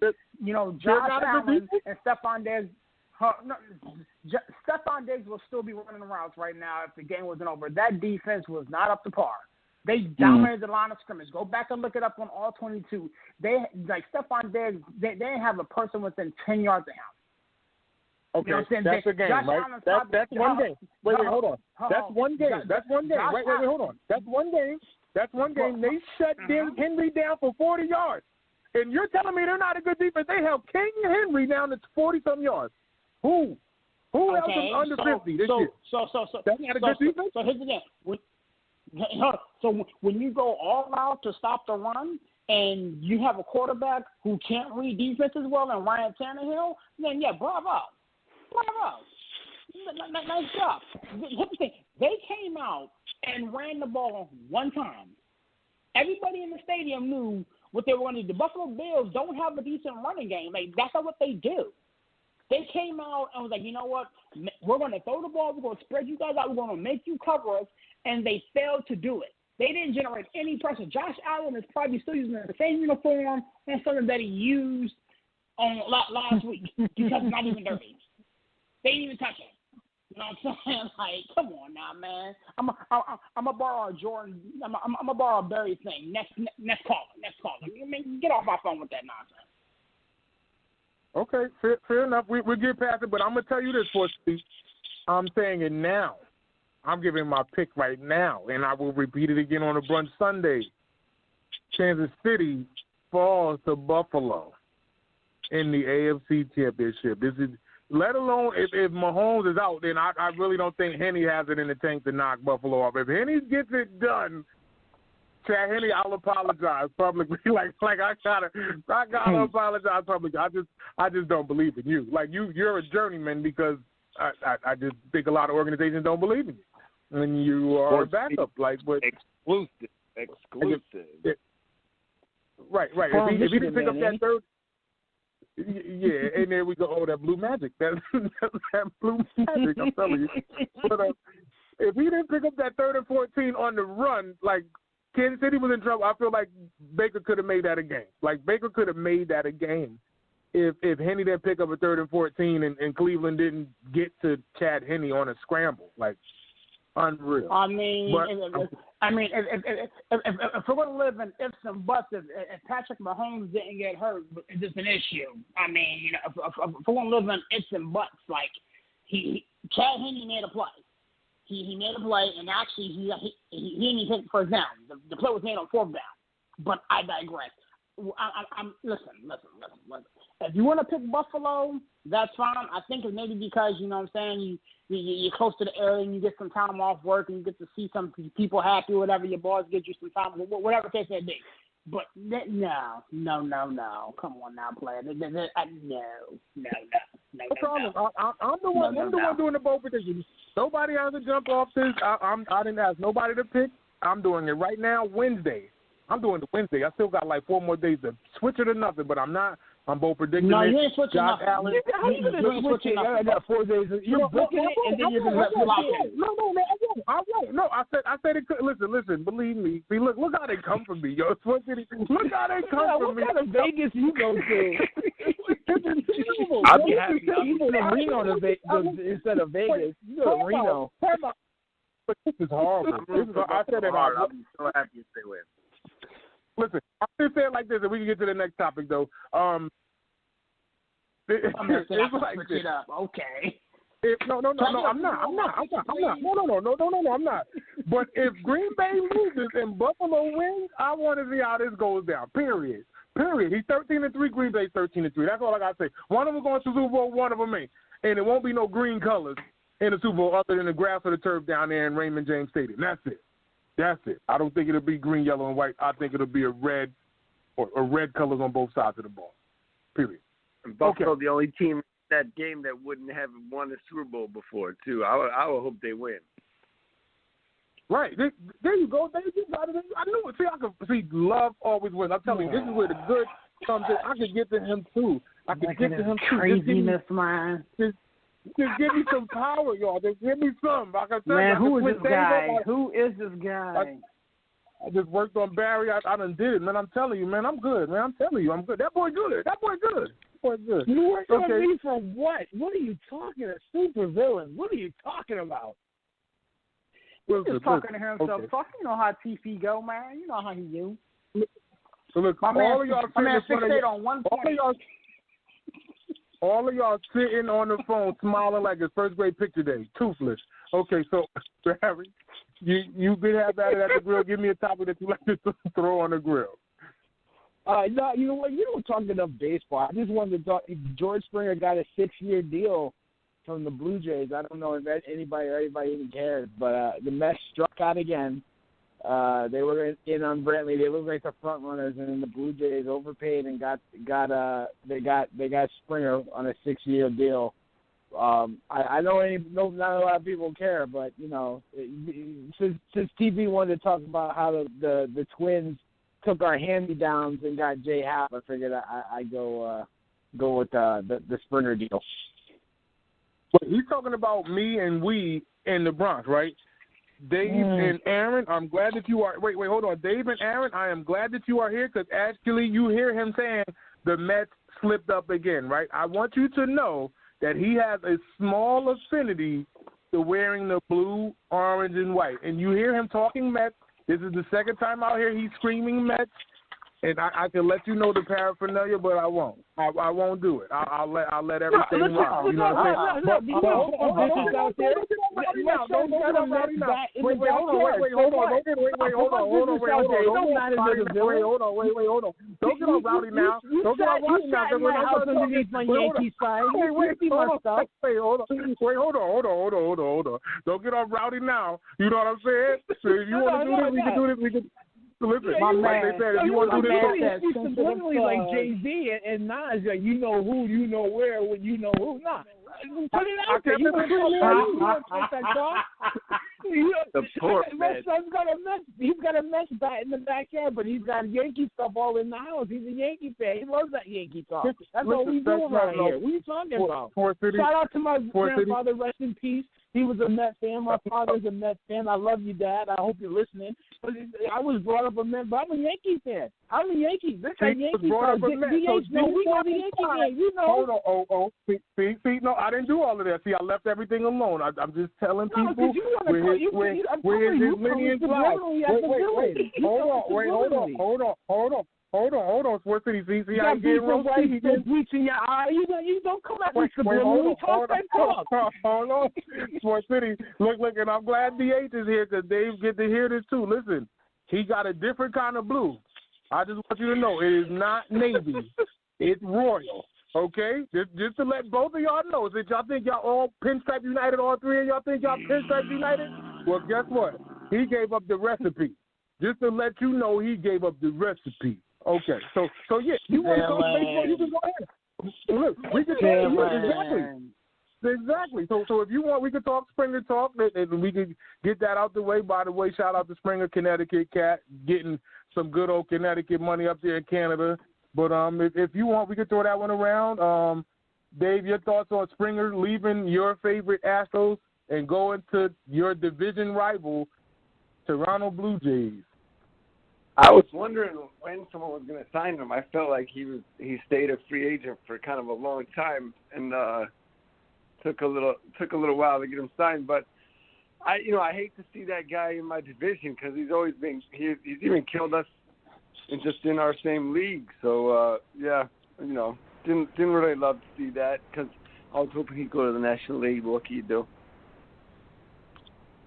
Well, get ready to see him 21 times this summer. Buckle up for that one. Aaron, your thoughts on Springer? I know that you were talking about it as well. Your thoughts on him going to Toronto? Yeah. And I feel like they need more pieces up there, but if they can make damage with what they have there, that'll be interesting. But they do have, some young pieces. But I want to see if they can contest with the likes of the Rays, the Yankees. I can't even really include the Red Sox, even though I feel like they got Cora back, but we'll see what the Red Sox can do. Honestly, man, I mean, it's going to really shock me a little bit. I talked to a homie of mine who's a big Houston fan. Shout out to my man Black Zach, man, if you're listening, man. Love you, move. Love you, dude. But he mentioned something to me, that, he kind of watched them, come up through the minors and, was a big fan of his. And, even as a Yankee fan, this man was a thorn in my side for several years. But I didn't hate him.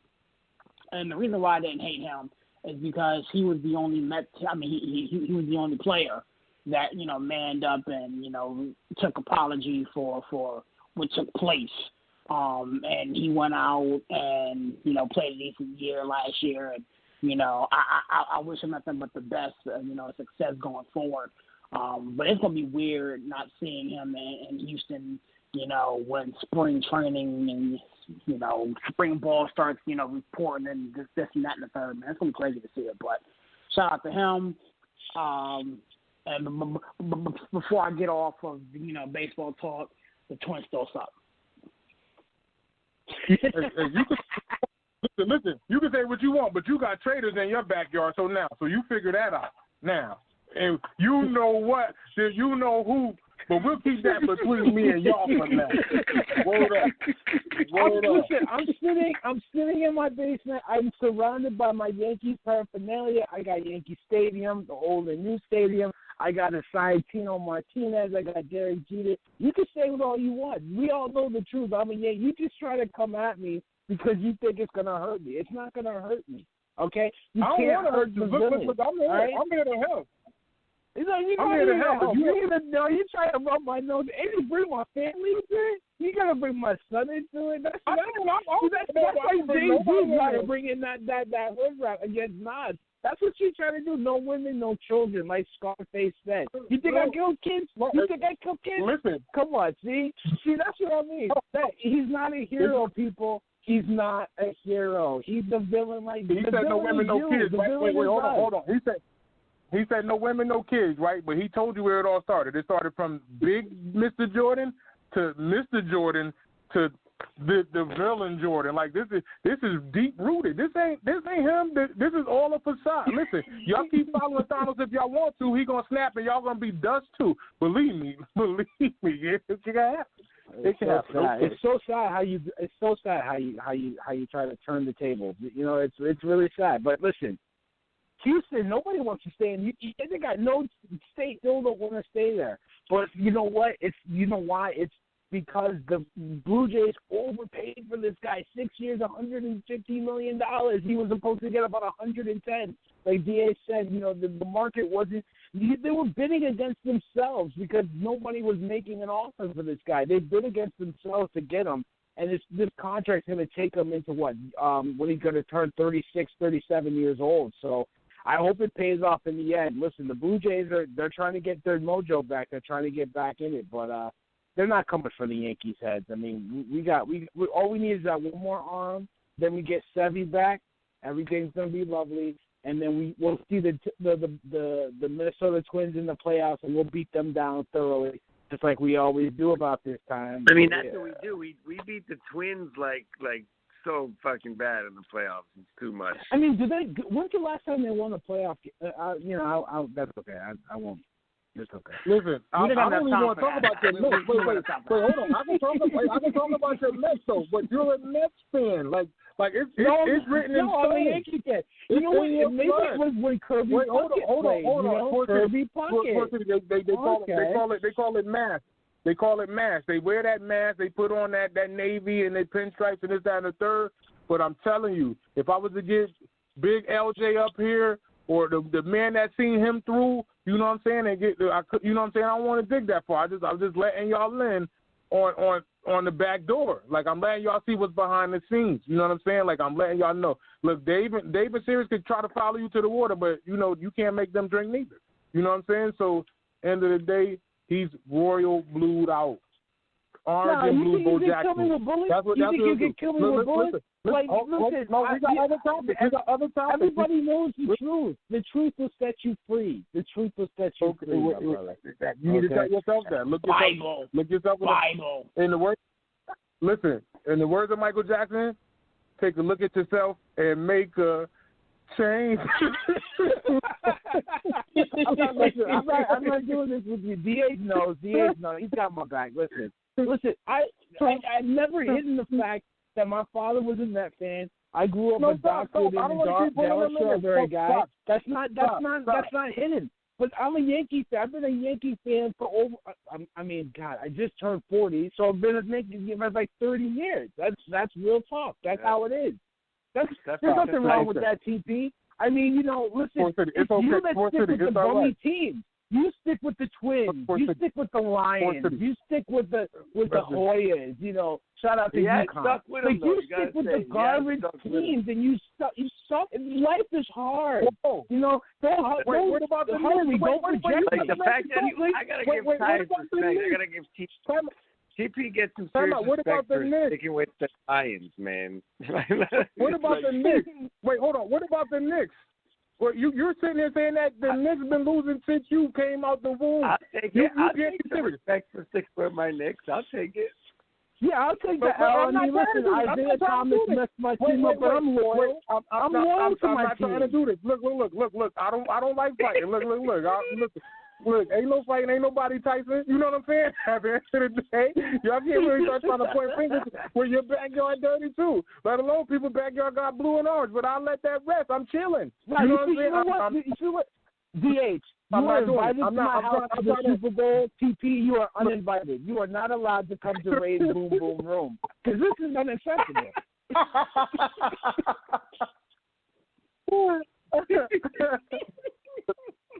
For City, see what I'm going through? When it is one, you can't come to the, you know. For City, see, and he laughing. Look, this is the fun that he having with y'all. Because he know when I get that conversation going, he already know what time it is. Right? I ain't even going to do that. Okay.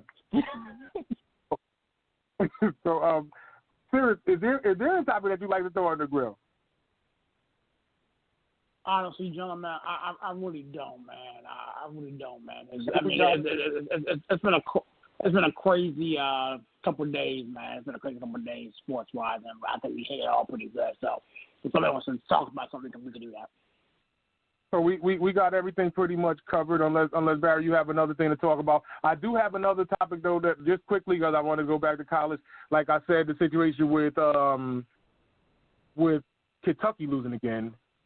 Duke lost again, and Duke is already sitting out of the top 25. I wonder what's going on with not only Calipari, not only Coach K now, and Roy Williams, even though North Carolina squeaked out a win today.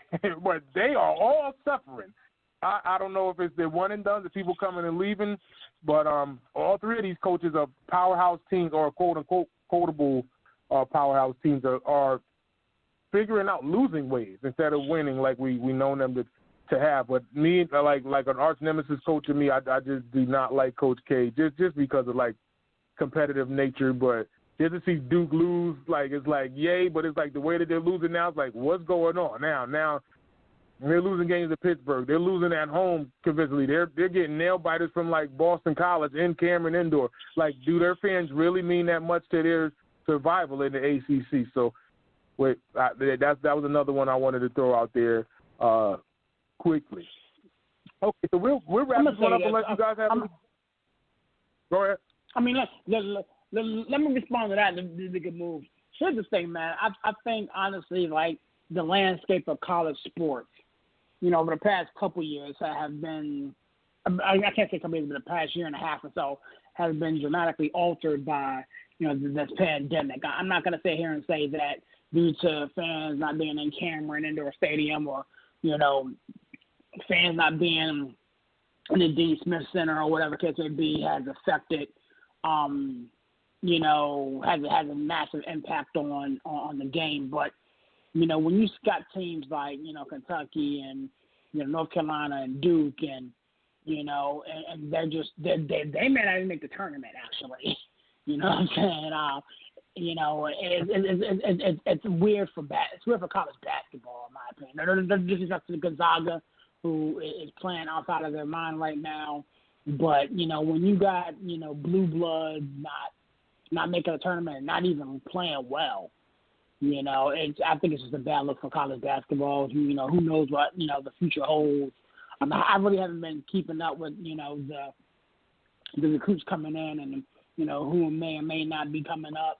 But it's just it's a weird time, and I think that honestly, that's a good topic. I think that honestly goes unmentioned because we were just expecting these college kids to be robots. I wish my man Nas was here because we all know how Nas feels about collegiate sports in general. But essentially, that's kind of my point, especially with this college basketball. They're just expected to go, and they're competing for a national championship and scholarship and, NBA draft and this, that, and the third. But it's just going to be a weird look when, those three schools along with a couple others are missing the tournament because it's something that's not right. It's not right. Okay, and I mean, the one thing that gets to me is like Coach Calipari is how he was able to continue to get top All-American after top All-American to just come to Kentucky and do what they can do in Lexington for 365 days and get them to the draft. And I get it. He's helping young guys get money. But at the end of the day, education counts also. And I'm not just looking at this educationally. Of course, I love the sport aspect, but you're taking away from your team now. Now your team is depleted with a bunch of freshmen trying to get it done, and there's no Jalen Roses, no Jimmy Kings, no Jackson, no Ray Jacksons, no Chris Webbers, or Juwan Howard to help you be a Fab Five. There's not. So you have to build structure there. And for those kids that can't do the one and done, what are you doing to them and watching them lose week after week? All right, so I'm going to close this one up, get you guys out of here as best as possible. We had some interested people come in. Eric had to fall off because of work purposes, and DA just fell off as well. Barry think he's slick trying to get these guys to come for me. This is crazy. I love it. Though. That's okay. So I'm going to set this one off. I'll let Sirius go first. You know what to do. Plug, close out, shout out, promote anything that you like to do here on the Cookout. Man, it's your boy, Serge, up in that 412 and the 703, man. Once again, such a tremendous pleasure to be here with you guys on another edition of the Sports City Chefs episode. Definitely check us out. Like I said earlier in my intro, the website is off the hook. We got some things coming up and coming down the pike, so be tuned to that. I'm actually going to be behind the pen and paper tomorrow talking about some things that are kind of near and dear to my heart about the landscape of sports. So shout out to, the people behind the scenes, doing what we do to kind of bring you guys excellent content. Also keep me in prayer, because this is actually going to springboard me into something bigger and better.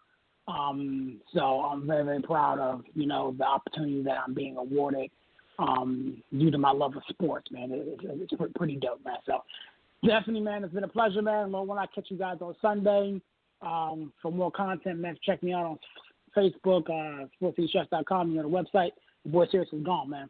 Yeah, man, and it's great to get these guys in here, but they ain't be teaming up on me. I ain't trying to hear that. All of that Yankee banter, all of that Pittsburgh banter, all of that JJ and TJ and Derek Watt banter. I ain't trying to hear all that crap. And Big Ben, and he want to keep Big Ben over doggone Deshaun Watson. I ain't trying to hear that crap, man. But shout out to Jess, right? Because, Jess, if my sister-in-law wasn't holding that food down, I don't know what would happen. You know what I'm saying? Like, she hit me up and she was just like, yo, I'll keep it on the hush. So, you know what I'm saying? That's shout out to my sister-in-law, because if she wasn't doing her job, then I'll be outside of my mind, trying to deal with this Looney Tune. Call him Elmer Fudd.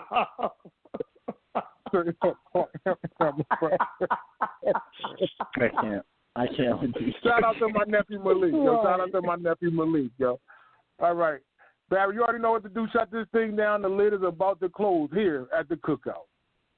Yeah, another great show. Thank you, Eric and Dave, for calling in. Holla at me, Dave. Sirius, always a pleasure. He does a great blog. Read up on that stuff. It's a good read. I'm on there blogging as much as possible. Shout out to a couple of people that are friends of the show. Trending NBA, nice little Instagram page. They do a lot of good stuff. Trying to get some rumors and some news on NBA basketball. So great page. And then we're always cooking up something. We might have something in the works next month. Shout out to the Bad Weather Fans. Great podcast that they have on streaming platforms and YouTube. Talking all kinds of sports. Good guys over there, cooking up something with them.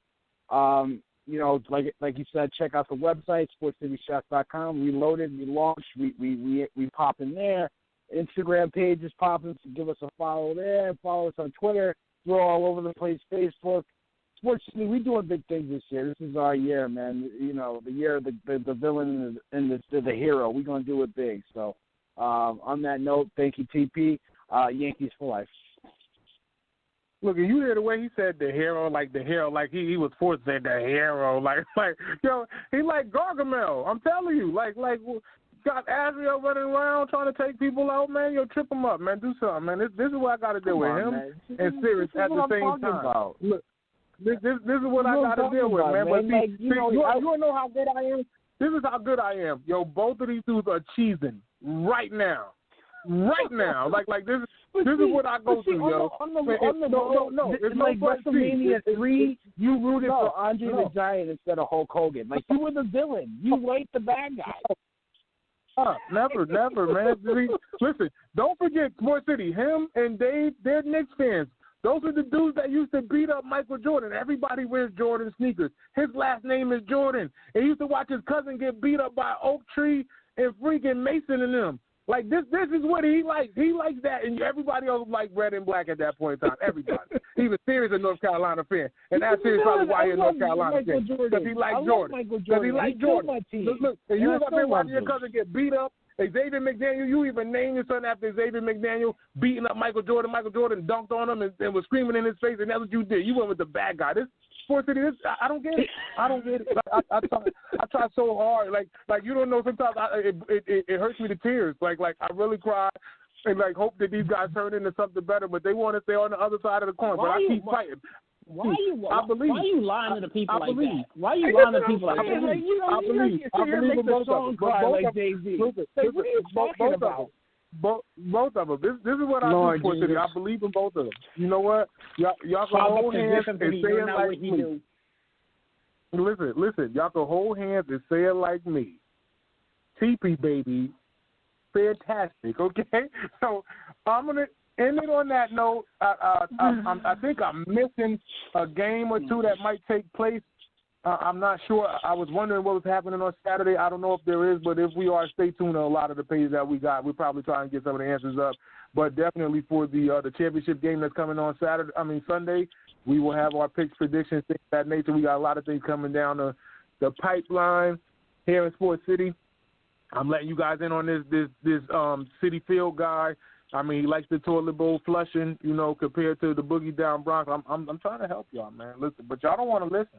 I'm trying to help y'all out. But on that note, Sports City, you already know how this go. On that note, tell a friend to tell a friend that it's the Chefs again. And if they don't know, now they know.